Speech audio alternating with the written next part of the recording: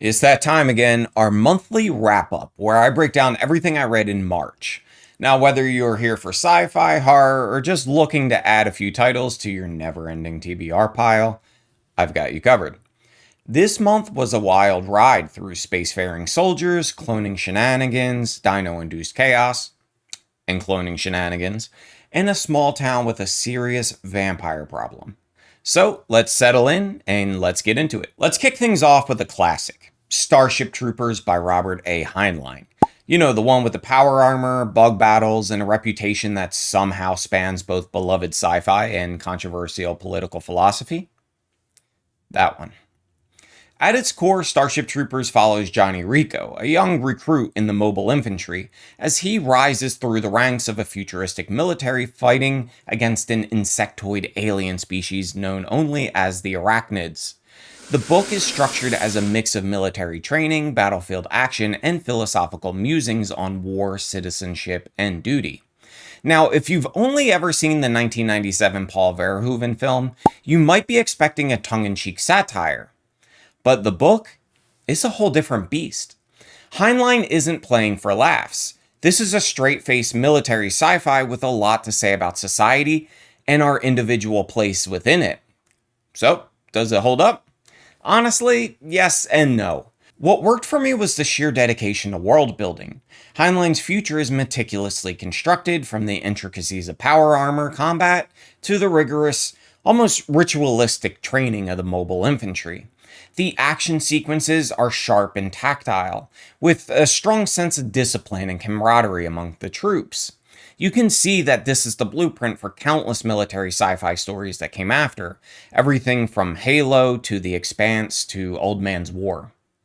But of course, we can't talk about Starship Troopers without addressing the elephant in the room. It's politics. Heinlein's vision of a society where only military service grants full citizenship is, let's just call it, provocative. The book dives deep into discussions of civic responsibility, discipline, and the nature of violence, some of which can feel dated, if not outright unsettling. For me, the key is to approach it as both a product of its time and a piece of speculative fiction meant to challenge, not necessarily to endorse. Whether you agree with Heinlein's ideas or not, there's no denying that the book sparks conversation, and that's part of its staying power. If you're a fan of military sci-fi or want to see where the genre got its roots, Starship Troopers is a must-read. Just go in with an open mind and a willingness to engage with its more controversial elements. And if nothing else, it's fascinating to see how this serious, thoughtful novel somehow evolved into one of the most memorable satirical action films of the 1990s. Mickey 7 blends dark humor, existential dilemmas, and a surprisingly deep take on what it means to be human. See, this story follows Mickey Barnes, and Mickey is what's known as an expendable. This means his job is to die over and over again for the sake of humanity's colonization efforts on the ice planet Niflheim. Whenever he bites the dust, they just print out a fresh copy, complete with all his memories. It's cost effective, but, also slightly horrifying system. But things go sideways when Mickey 7 survives a mission when he was supposed to die, only to return and find that Mickey 8 has already been printed. See, two versions of the same person can't legally exist, which means if anyone finds out, both Mickeys, they're getting recycled into protein paste. What follows is a tense, hilarious game of cat and mouse, where Mickey 7 and Mickey 8 try to keep their secret from the colony, all while navigating the dangers of an unforgiving frozen wasteland and some ominous alien lifeforms lurking beneath the ice. What makes Mickey 7 work is its tone. Ashton balances bleak sci-fi survival with sharp, sarcastic humor, creating a protagonist that feels like The Martian's Mark Watney with an even bigger existential crisis. Beneath the humor, the book explores identity, survival, and the ethics of human expansion into new worlds, especially when we treat those worlds like blank slates despite whatever life might already exist.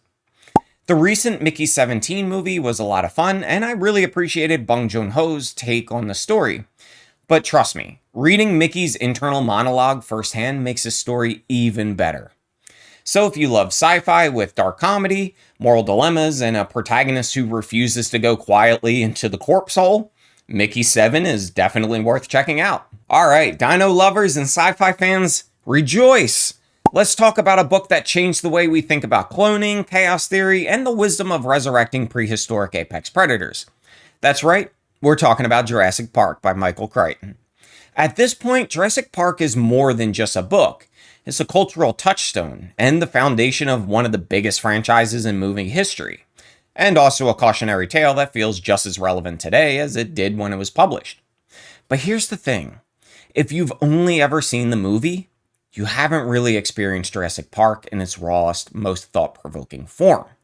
On the surface, the setup seems simple. Billionaire John Hammond uses cutting-edge genetic engineering to bring dinosaurs back to life, and he intends to turn them into the ultimate theme park attraction on Isla Nublar.